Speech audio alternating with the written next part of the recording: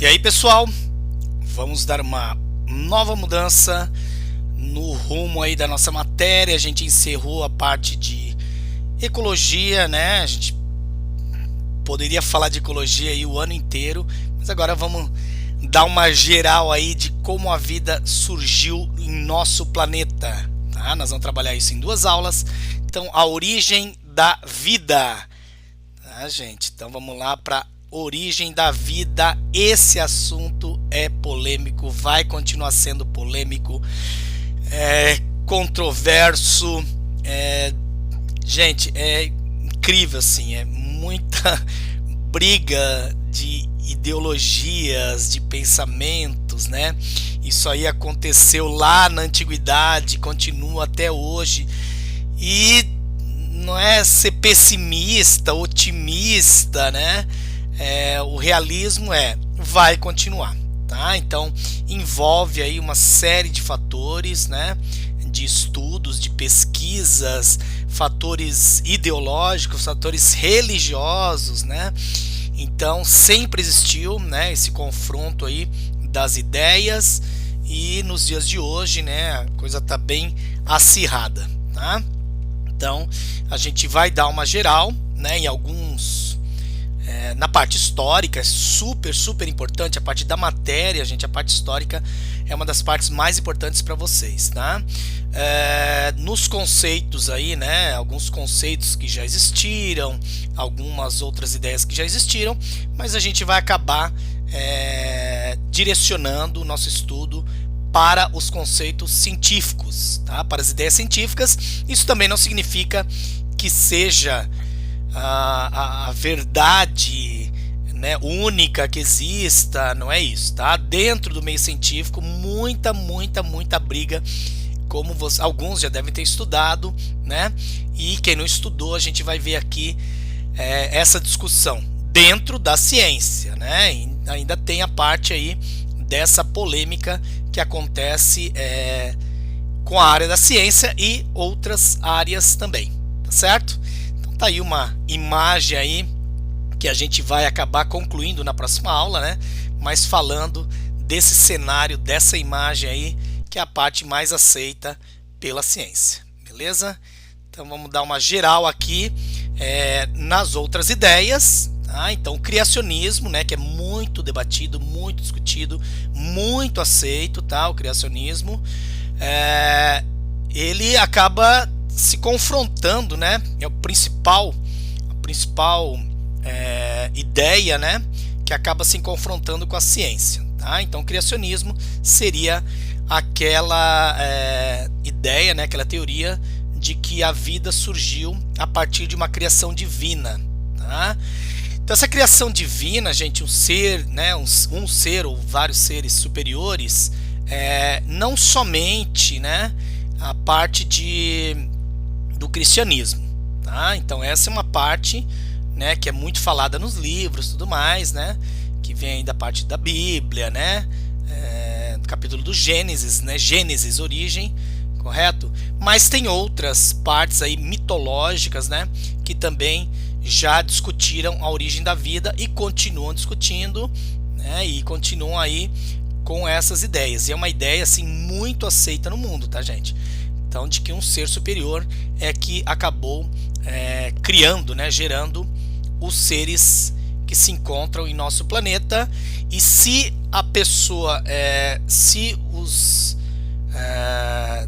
essa corrente, né, ela acaba indo para um lado extremamente radical, né, porque tem um lado intermediário também, né, de você acreditar, né, num ser superior e acreditar na ciência, né, tem um equilíbrio ali, mas a parte quando ela é muito radicalizada, tanto para a ciência quanto, né, para a parte religiosa, e aí acaba tendo esses confrontos muito mais enfáticos, né? Então acaba tendo também um problema ali, né, na parte de criacionismo radical, acaba se confrontando com a parte do evolucionismo, tá? Então seria isso, né, a parte geral de criacionismo. A panspermia, né, a origem da vida na Terra, porque ela acaba transferindo a origem da vida para outros planetas, para outros sistemas, tá? Então aquela ideia de que existe vida, né, no universo, correto? Distribuída aí em planetas, asteroides, e que a vida na Terra surgiu a partir, né, como se fosse uma chuva de meteoritos aí, de asteroides, e aí teve origem, né, a vida no nosso planeta. Tá? Essa ideia, gente, ela não está esgotada, tá? Até porque tem muitos estudos aí, vamos, né, explorar aí os planetas, vamos ver se tinha condições de vida e tudo mais. Então, como se tem os estudos científicos, né, relacionados aí à exploração, entre aspas, né, de outros planetas, para ver se tem água, para ver se tem vestígio de proteína, né, de formas aí primitivas.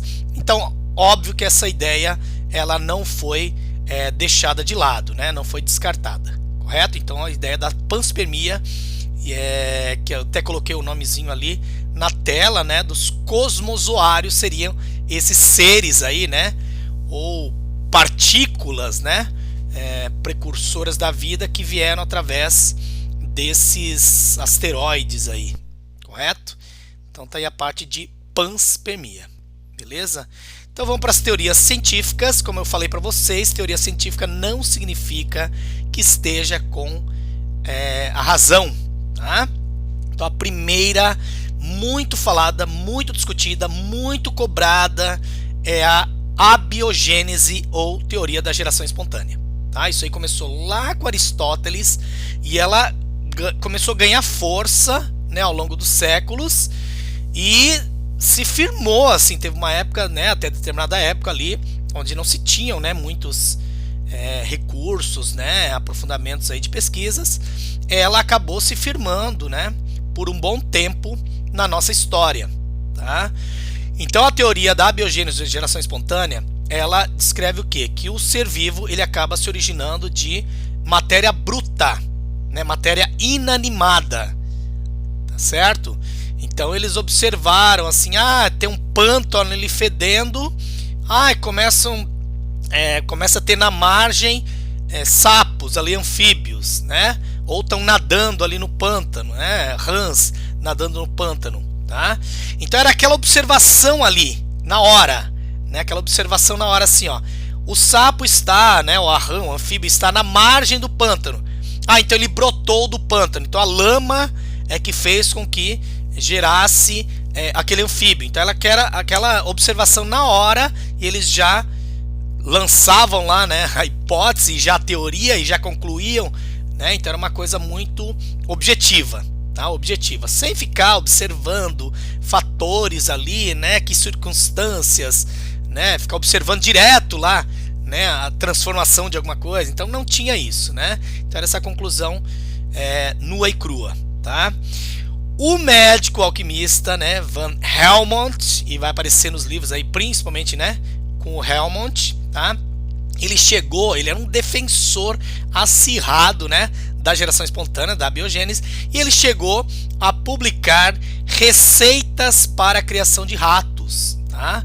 Então ele dizia o seguinte, ele falava assim, ó, pegar uma camisa suja, suada, misturar com germe de trigo, para ter um alimentozinho, né, para quando gerasse a vida ali, deixa num canto ali, jogado ali, estocado ali, e aí depois de algumas semanas dessa mistura do germe de trigo, né, com a camisa suada, né, suja, suada, iriam brotar ratos e baratas.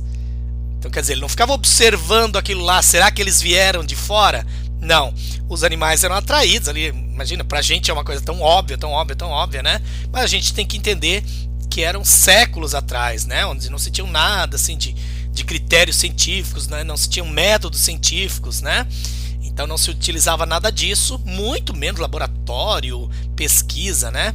Então era pura observação, né? Observação, e eles já concluíam, né, esses fatos aí. Então ele deixava ali num canto esquecido, e aí depois os bichinhos chegavam ali, só que ele observava depois, né, quando os bichos já estavam ali presentes ali no material, e ele já saía concluindo assim, não, então se tem barata e rato ali na roupa suja e no germe de trigo, eles brotaram dessa mistura. Então tem uma força ali, um princípio ativo, né?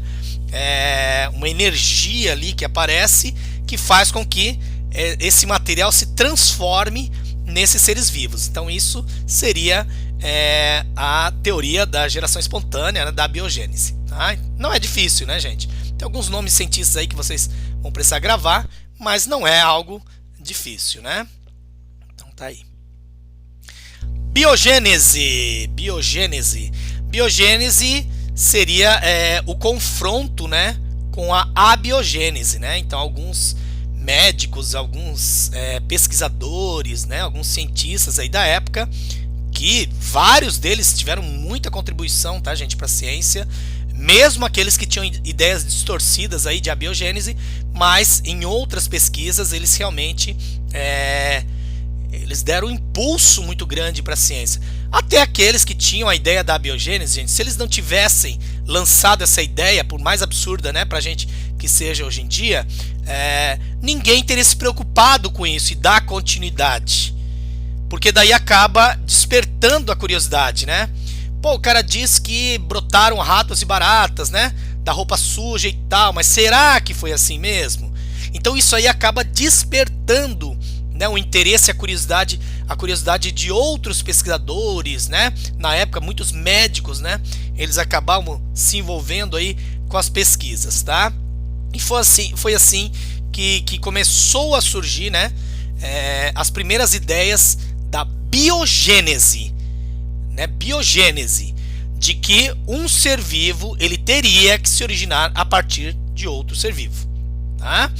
Então, claro, sem detalhes de reprodução, né, se é assexuada, se é sexuada, se tem gameta, não tem gameta, nada disso, né, simplesmente se confrontar, né, colocar em xeque essa parte de ser vivo, né, se originar a partir de matéria bruta. E um dos cientistas aí, um dos médicos cientistas, né, que mais se destacou na época foi o Redi, tá, o Redi, então Francesco Redi. Então aí ainda no século 17, ele fez um experimento aí que também é famoso aí, gente, nas publicações, né, nos exercícios aí, correto? Então um interesse para vocês, né?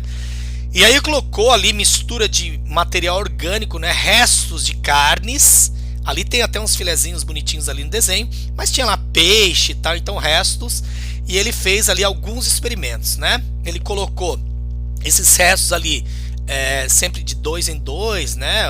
Segundo consta a história, tem outras histórias ali envolvendo, né? Que envolvem outros números de frascos, alguns exemplos de livros aí não trazem os frascos com tampa, só trazem a comparação do aberto com o fechado com a gaze, né? Mas ele colocou, né? O Red colocou frascos abertos, completamente abertos, com os restos de carnes ali, para ver se ia brotar, né, ser vivo a partir da carne em putrefação, tá? Outro experimento comparativo, ele vedou com tampas, tá? Então tampas mesmo, né? E no outro, outra parte do experimento, ele utilizou as carnes ali, todos têm carnes ali, né? E ele utilizou gaze, uma redezinha por cima ali do recipiente com as carnes, tá? E aí passado algum tempo ali, que ele observou que nos frascos abertos nasceram larvas de moscas, mas ele observou que as moscas estavam entrando no experimento. Pra gente, aquilo que eu repito, né? É muito óbvio, só que na época, né, isso aí foi um achado, né? Foi uma descoberta. Aqueles frascos que ficaram com tampa, né, lacrados praticamente o tempo inteiro, as moscas não entraram, a carne estava ali dentro mesmo apodrecendo e tal, e acabou não gerando larva porque as moscas não conseguiram depositar seus ovos, beleza? E na gaze também, mas tem uma passagem de ar ali, vai que tem um princípio ativo, né, que vai penetrar pelos furinhos, pelos poros ali da gaze, né? Vamos ver se isso aí funciona. Não, né? Emitiu o cheiro ali, né? O odor ali da putrefação, as moscas ficaram cercando o experimento, mas não conseguiram atingir a carne. Isso aí ele colocou, né, a gaze, né, provavelmente para provar, mas assim, para comprovar que não tem o princípio ativo que poderia estar no material ou poderia estar vindo de fora, de repente, esse princípio ativo, né? E aí ele deixou uma parte bem vedada com tampa e outra parte ali com gaze, e na parte da gaze também as larvas não foram geradas no alimento em putrefação, beleza? Então tá aí o Red já meio que desbancando um pouquinho essa ideia da abiogênese. Então ele foi um dos precursores ali da biogênese, tá? O Needham não ficou satisfeito, né? Defensor da abiogênese, ele não ficou satisfeito com a ideia do Red, tá? E aí ele também fez uma, que a gente chamaria hoje de provocação, né?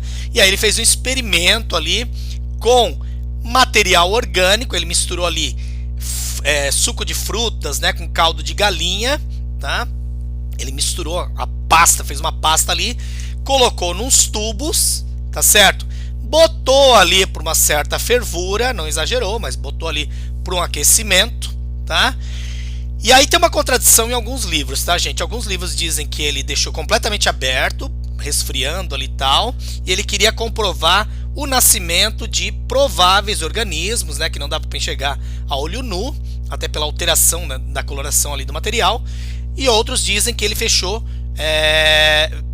tentou fechar ele com rolhas, tá? Que são porosas e aí podem também conter contaminação, etc, tá? E que ele na verdade levou um tempo para fechar, ele deixou em exposição aberto. De uma maneira ou de outra, gente, o que aconteceu no experimento do Needham, né? Ele botou para fervura, né, para observar ali não muito alta, porque para ele, a ideia dele, talvez pudesse alterar o princípio ativo da abiogênese. Ele deixou fechadinho ali para, né, meio que bater de frente ali com o Red, porque ele fechou o experimento, então não vai nascer nada e tal. E ele viu que o material, depois de um tempo, ele ficou bem turvo, levando, né, a consideração de que ele foi contaminado. Olha só, né, fiz um material ali com matéria orgânica, né, o caldo de galinha ali, misturado com suco de frutas e tal. Aqueci, correto? De repente tem algum ser ali, né, que poderia entrar, tudo mais, né? Mas não vou deixar, então estou aquecendo ali. Um princípio de aquecimento, né? De esterilização. E aí ele vedou ali de maneira rudimentar e ocorreu o crescimento de micro-organismos, tanto que o material ele ficou com uma outra coloração. Então ele ficou turvo, tá? Bom, esse foi o experimento do Needham para bater de frente com o princípio da biogênese. Então ele era o defensor da abiogênese. Agora, alguma coisa estava errada ali no experimento dele, tá? Mesmo fechando. E aí veio Spallanzani, 1768, e bateu de frente com o Needham, por isso essa briguinha aí, né, constante, tá? Ele fez praticamente o mesmo experimento, tá, que o Needham. Ele colocou lá os dois frascos, ele misturou caldo de galinha, ele misturou suco de frutas, botou para o aquecimento, mas ele fez um aquecimento mais prolongado. Então ele botou para fervura, tá? Só que com o aquecimento até dos tubos, ele aproveitou o aquecimento dos tubos e ele alterou a boca do tubo, ao invés de vedar só com rolha, tá? E ainda no aquecimento. Então a fervura ali, como a gente sabe hoje em dia, ela provoca a destruição de micro-organismos, de patógenos, né? E aí o que ele fez? Aqui dá para ver discretamente, gente, na boca, né, do gargalo aqui dos tubos, ele vedou, ele entortou ali e acabou vedando, lacrando, né? O vidro ali, ele derreteu e acabou lacrando o vidro completamente durante a fervura, tá? Então não deu tempo de ter a contaminação externa. E aí os frascos ficaram vedados. Depois de um tempo ali, deixou esfriar, tudo mais, sei lá, né? Eles permaneceram com a mesma coloração, então não teve a contaminação externa. E aí ele já, né, praticamente derrubou, né, essa abiogênese, tá? Então ele derrubou porque ele falou assim, né, o Needham, ele teve falha do fato de não ter fervido tanto correto? A ponto de matar, deixou o frasco aberto por um tempo, ou se for o caso, utilizou rolha, tanto que existe uma ideia de que o Spallanzani ele também fez o experimento semelhante ao do Needham, com rolha no final. Então ele fez vários ali, deixou um aberto, contaminou e ficou turvo.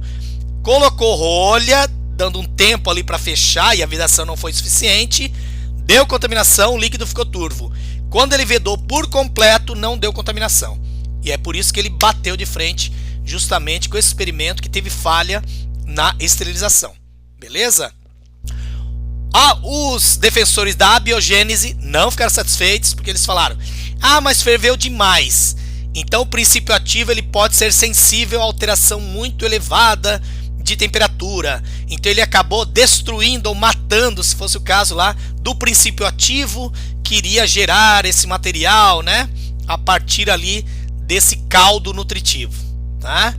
Só que veio o outro cientista que é conceituadíssimo, né? Que é conhecido até hoje, muito falado, que assim martelou de vez, né? Excluiu de vez aí a ideia da biogênese, o Louis Pasteur, né? O francês, que ele fez um experimento deixando o instrumento ali aparentemente exposto ao meio ambiente, sem essa história de fechou, abriu, lacrou, não lacrou. Ele entortou o gargalo de um objeto laboratorial, do balão laboratorial, tá? E inventou, né? Ele acabou inventando o tubo com esse gargalo todo torto ali, alongado e todo cheio de curvas, que eles chamaram, apelidaram, esse nome é cobrado, tá, gente? Exercícios aí, né, vestibulares e tal, eles chamam de balão pescoço de cisne, tá? Pescoço de cisne. Fez o caldo nutritivo, ele botou lá para fervura, não vedou a tampa, tá? Não vedou. Passaram alguns dias ali, deu a fervura ali, evaporou uma parte e tal, e ele viu que não teve contaminação, mesmo deixando aberto. Então o que ele viu ali, gente? Ele que reforçou e que confirmou o processo de fervura para esterilização de materiais, que é usado até os dias de hoje. Até os dias de hoje. Tá? Pode ver que às vezes a gente vai fazer alguma coisa, né, para esterilizar, vão ferver, né? Ou instrumentos ali, né, vão queimar a ponta do instrumento ali para esterilizar bem, correto? Então, temperatura elevadíssima, tá? Então teve esse princípio também, a importância dele, fora outros aí estudos que ele, né, participou ali que são importantes para a ciência, tá? E outra coisa que ele observou, por que essa curvatura, gente? Essa curvatura, mesmo estando aberta, né? Por que não teve contaminação? Porque quando evaporou, o pescoço de cisne, né? Esse gargalo todo torto ali, ele ficou com uma umidade. E aí quando os patógenos tentavam entrar ali, ou esporo de fungo, né? Ou bactérias que estavam no ar ali, contaminado, eles ficaram grudados ali ao longo do pescoço de cisne, tá certo? Tanto que depois ele quebrou o gargalo ali, né, do pescoço de cisne, tirou o pescoço de cisne, na verdade, o material foi contaminado e acabou ocorrendo essa turbidez do material, alteração de cor e tudo mais, tá? Então ele fez esse experimento ali para já dar uma, né, confirmada geral na teoria da biogênese, tá, gente? Então precisa ter um ser vivo, né, para desenvolver o outro ali, não pode ser a partir de outros seres, né, de outras espécies também, ou materiais resultantes ali de outras espécies, como a gente vê aí na decomposição, tá? Então tá aí essa parte histórica, né, bem interessante, sem menosprezar, né, mesmo quem defendeu a teoria da abiogênese, porque a gente sabe que eram fatores bem antigos, tá? E aí, a partir do Pasteur, nós temos aí a pasteurização, que seria a esterilização geral de alimentos como leite pasteurizado, né? Que tem ali uma alteração de temperatura, né?